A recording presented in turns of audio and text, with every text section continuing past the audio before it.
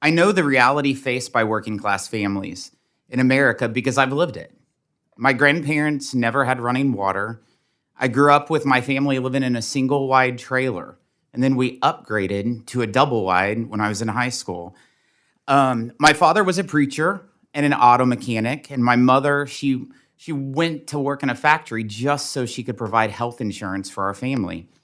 Families like the one I grew up in and millions of others across America, they do the best they can to stretch every dollar to make ends meet.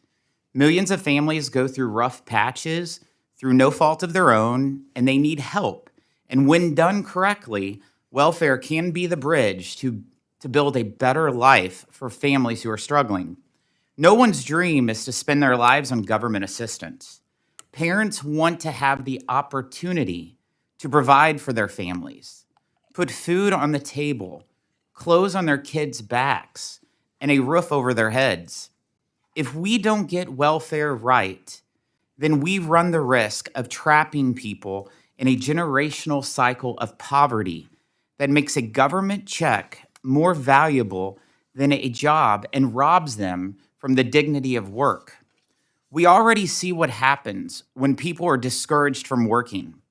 In our country, labor force participation still hasn't caught up to where it was before COVID. There are nearly 2 jobs currently available for every worker. The simple fact is that work provides people a lifeline and a purpose. It connects them to their communities and rewards achievement. The bipartisan welfare reform of 1996 vindicated that approach as child poverty fell and caseloads were reduced.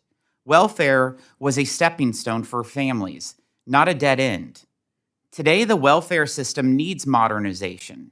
According to the Foundation for Government Accountability, even before the COVID 19 pandemic, only about 3 million of the roughly 48.5 million able bodied adults who received Medicaid, TANF, food stamps, public housing, or child care benefits were subject to any work requirement. In 2021, the vast majority of states had a 0% work participation requirement for TANF, meaning many states are not being held accountable for maximizing the number of individuals on their caseloads who are engaged in work. Government policies have too often encouraged Americans not to work, resulting in increased dependency and millions of unfilled jobs. We should be exploring every possibility to get our fellow Americans back into the labor force, including strengthening work requirements across all government programs. I hope this can be the area where Congress can come together and ensure that our welfare policies will work for a new generation.